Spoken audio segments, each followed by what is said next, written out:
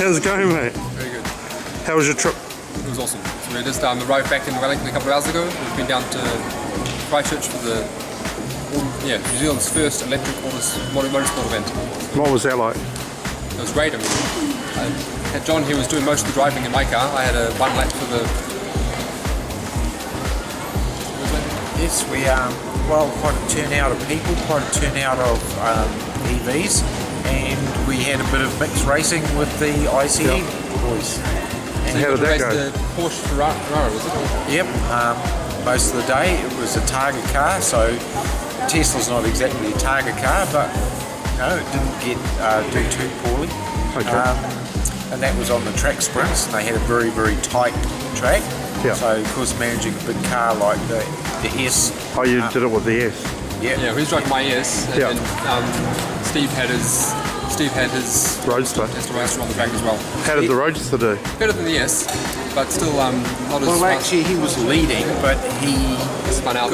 He spun out, and the Ferrari got the advantage, and he actually won because in one of the heats, so Steve spun in one, so he finished behind, and the other one, the Ferrari actually jumped his flag, so he didn't actually get a time on him.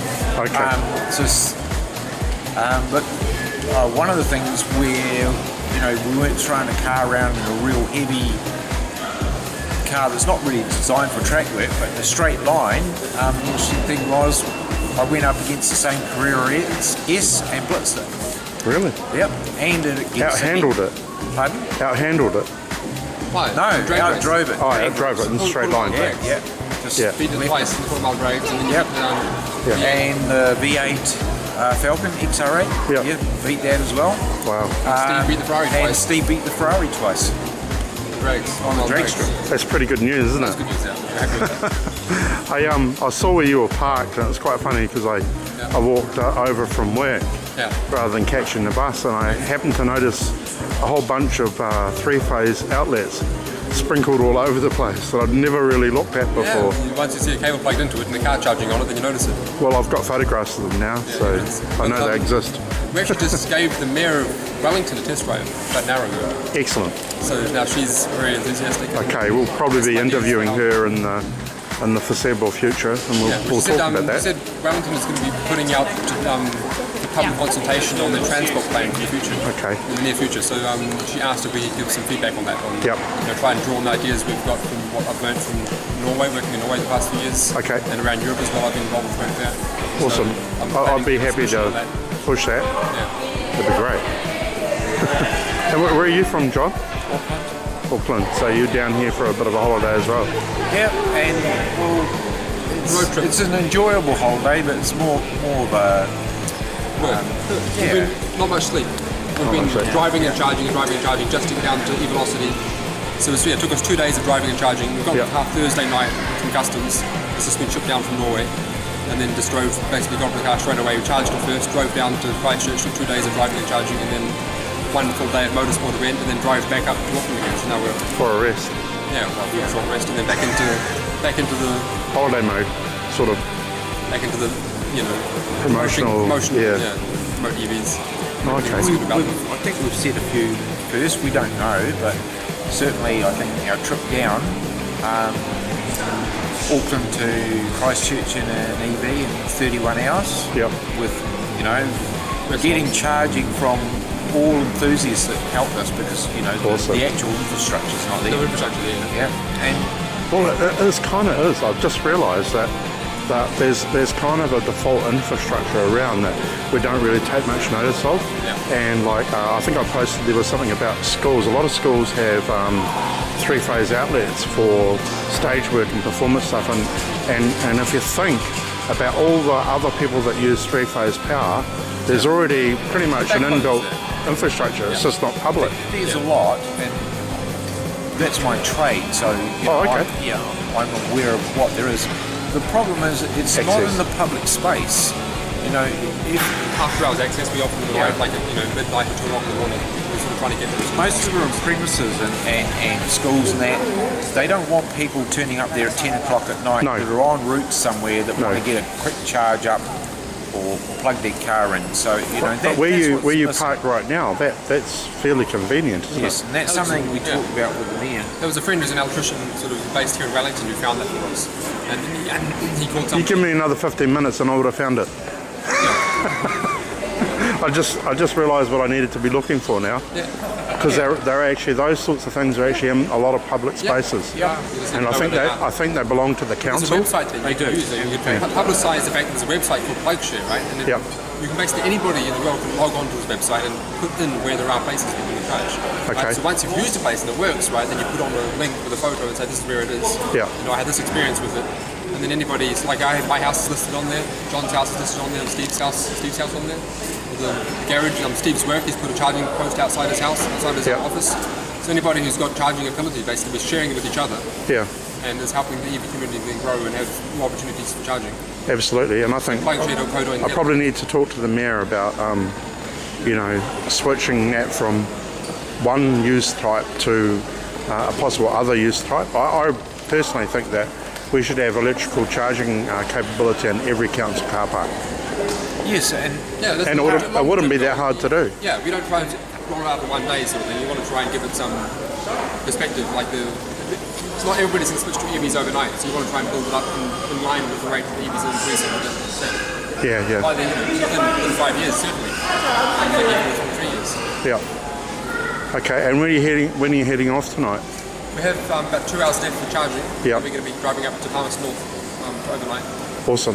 And then from there to Taupo. We have a meeting with Taupo newspaper in the morning. Okay. And then from there up in the afternoon. And you've got a connection there with Bill? I'm not sure. I think it was Mighty Rob. Got in touch with. And that's the thing. In the enthusiasts, like the people that really know or don't have misconceptions about EVs, there's been the ability for example, to get charged in Wellington. An EV enthusiast who's an electrician asks someone he knows in the council about things. See, you should be able to just rock up and know that they're there, and that's probably what needs. And signpost it. And perhaps even reserved. The first public charging point was put in only a month or so ago at Sylvia Park in Auckland. Right. And they have a couple of dedicated car parking spaces which were put in by the Sylvia Park management. That's pretty forward thinking, and I think that's where we need to go. Yeah, but that's one place, and I mean, it needs to happen all over large cities like that, in multiple places, and all over the country. I think the misconception is that they have to do a lot of building, and really, if there's already existing things that are in the right place, all we have to do is adapt. Power lines run down every street to every household and every business, either overhead or underground. It's just that they can't see anything visible that says, I'm a public charging station, and if you're travelling, you can use me. And I think that's the only thing that's missing, really. And I think what puts people off perhaps making the switch from gasoline cars to electric cars is the fact that it's all right to have a charger at home and have something like a Leaf that you can come into work and go home, but what if you suddenly have to make a little detour? That's where the range anxiety comes in. But if they're in here, then you just say, well, I'll pop down at lunchtime and plug it in there for an hour or so, and it'll just give me that little buffer so I can do that out of the way thing. And I think the council should make those kind of car parks free, so that if people want to charge up, they can just park there and not worry about it. Because it does take a little while to charge a car. So like in Norway and Oslo, for example, there's over 1,000 public charging spots all over the city, because the council's been building up slowly over the last 3 years. All of those charging posts have dedicated EV-only parking spaces next to them. And that then encourages people, then gives them, a small incentive which doesn't cost the council anything to then, adopt the EV. Well, it's promoting something that really right now is a problem for them to actually get their heads around, which is the lowering of emissions in the cities. In Wellington, there's a lot of people that work obviously within government infrastructure that are moving around the city all the time. They wouldn't do it all by walking. There must be pool cars and things, and so they should be there for them, And one, it not only cuts down the emission side of things, it saves the country money in foreign debt from buying oil, and They're just I think cheaper- it's cheaper going to on. run. It's just, Yeah, so- it's just there's a stealth thing going on where people like electricity companies are starting to realise this. They're not making a big deal out of it. They're just doing it, and I think Yeah, because they're that's using partly their going on product. as well. Yeah. And I think it just needs to be exposed to the public so they realise it's really quite viable.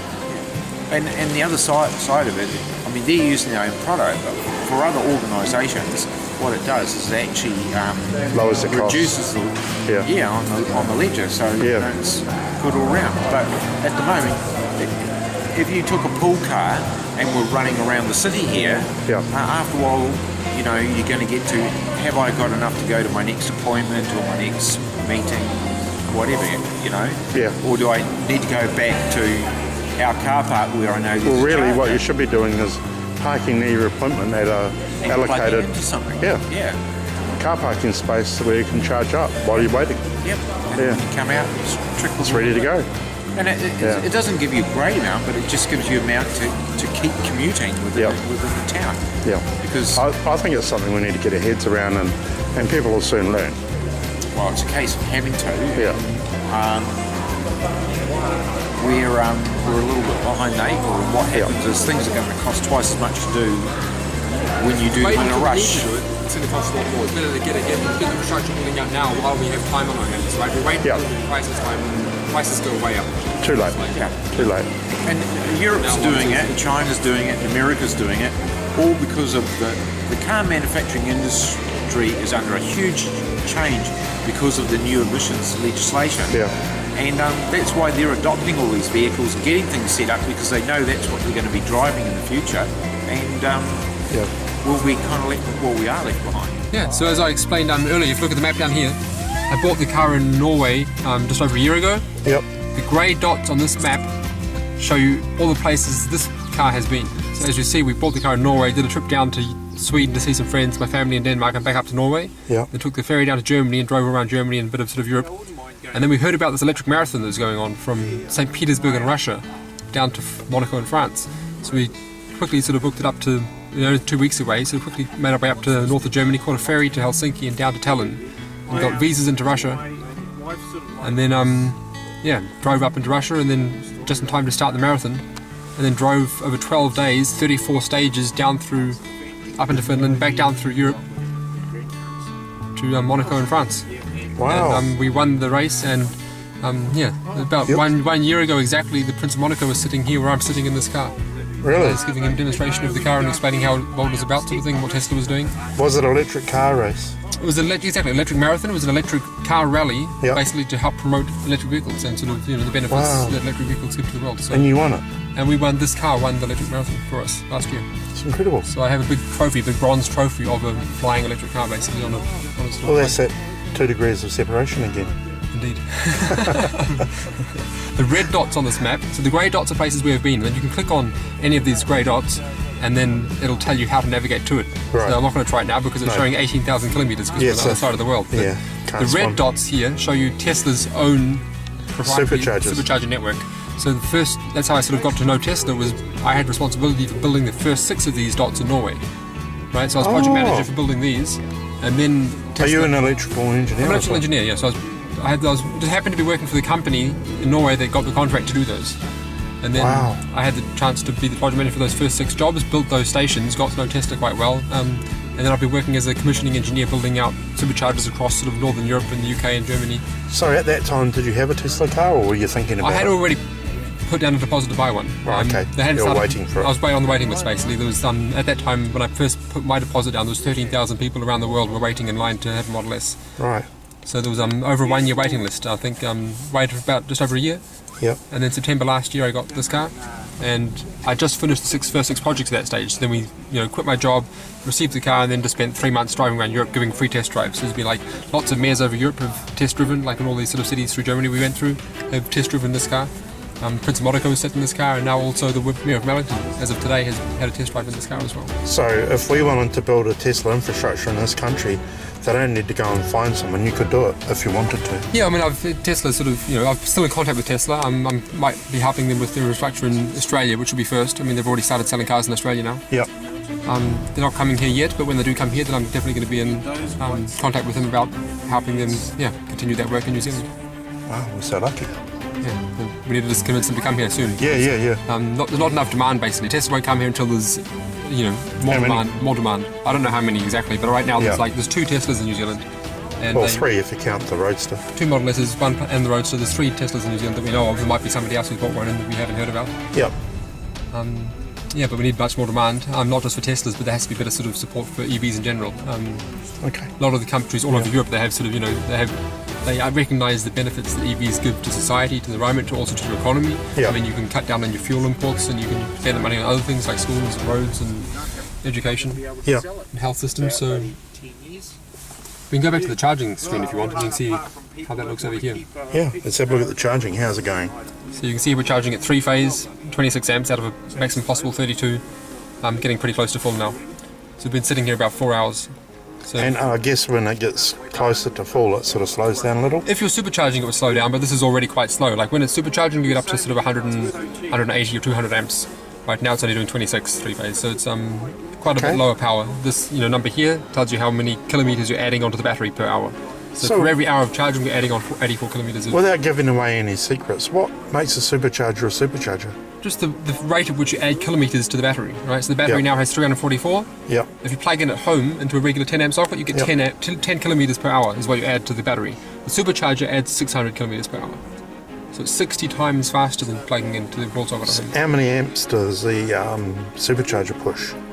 Yeah, 192 is sort of what it's rated for. So it's, it's pretty quick. How would you do that? I mean, like, if you've got 3 phases, 400 volt, 4 to 500 volts at 32 amps, how do you get that amount of power? Do you have batteries or something?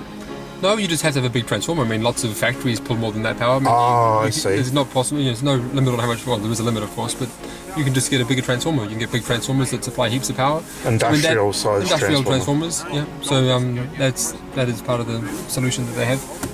I mean, anybody. There's other companies that also make sort of fast charging stations. They often have to put in new transformers as well. Right. They aren't as powerful. Like the Shidemo standard is like typically it's rated for up to 62.5, which is approximately half the power rating of Tesla supercharger. But most of the stations installed around the world today to 50 kilowatts. So we usually talk about those as like Type 2 chargers. Is that right? Type 2 charging refers to the standard, I think, where you have the cable, which is independent of the charging station. So where you have, like what we have outside here, that box out there would normally be installed on the wall somewhere. Right. And then the owner has to have the Type 2 cable. Right. The Type 2 is also, it's like the Menike standard that we have. Right.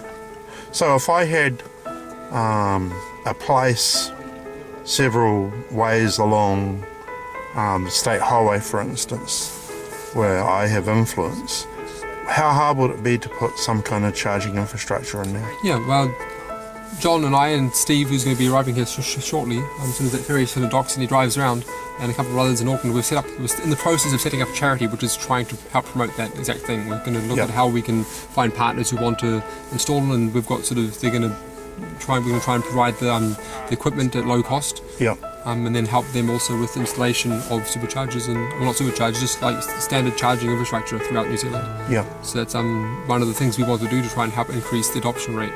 So we understand that electric cars are going to become the future regardless. We just want it to happen faster. Yeah. The faster we can make it happen, the less we can damage the environment. The sooner we can start saving money for New Zealand from all this, oil imports we have. Stop spending money on oil. Start spending money on other things. Yeah. Exactly. So that's So we have several different initiatives, the things that we're doing to try and help accelerate that. One of those is the charity. We've just been down to eVelocity in Christchurch to help bring our 2 cars down there and sort of compete those against other EVs and other petrol cars, just to help raise awareness and sort of get the public to sort of see that electric cars can be not only as good as petrol cars, but in many cases better also. Awesome. Thank you. That's all right.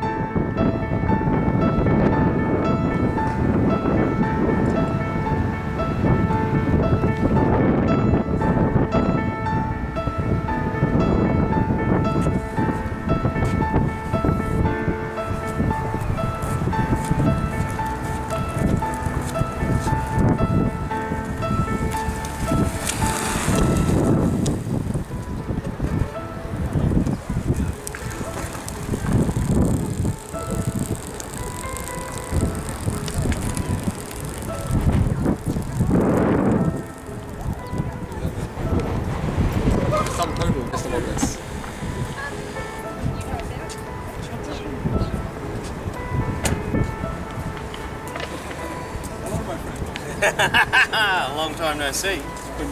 Hi Steve, we meet again. Yeah, it's good to be here again. It's nice to... So you're totally flat, or you? So I've got 4 Ks. We'll play you in a bit maybe then. 4 Ks left. Yeah, so that was the idea. I was going to just drive a little bit. Yeah, and then we can top up, finish off. Yeah. A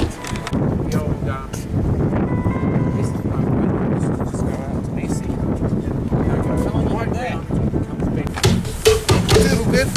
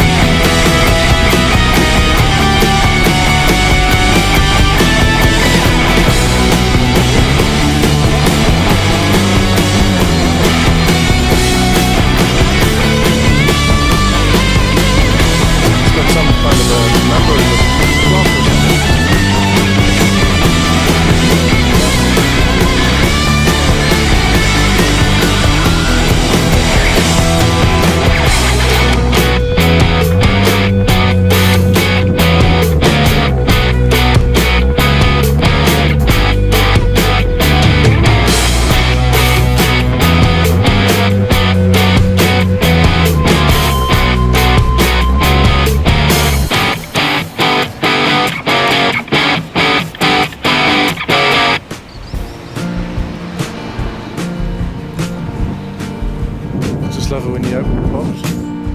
Where the bloody hell's the engine?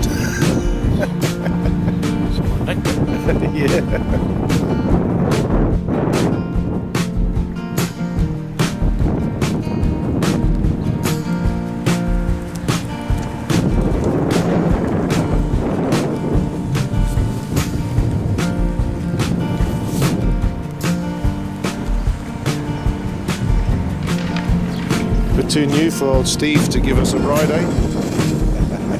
Yeah. I don't blame him. Like, seriously expensive. Shit, what was this going for? He pretty much got every option that you can get. It's a performance model.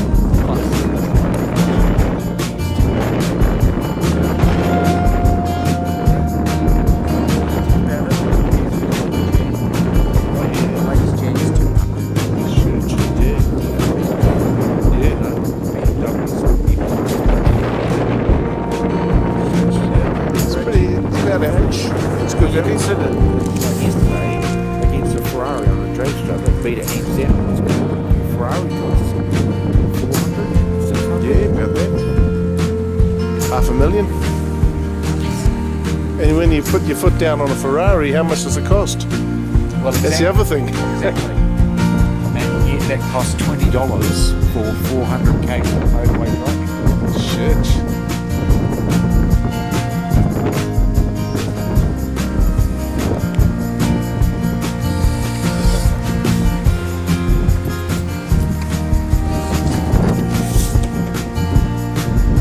Are you gonna put it back on?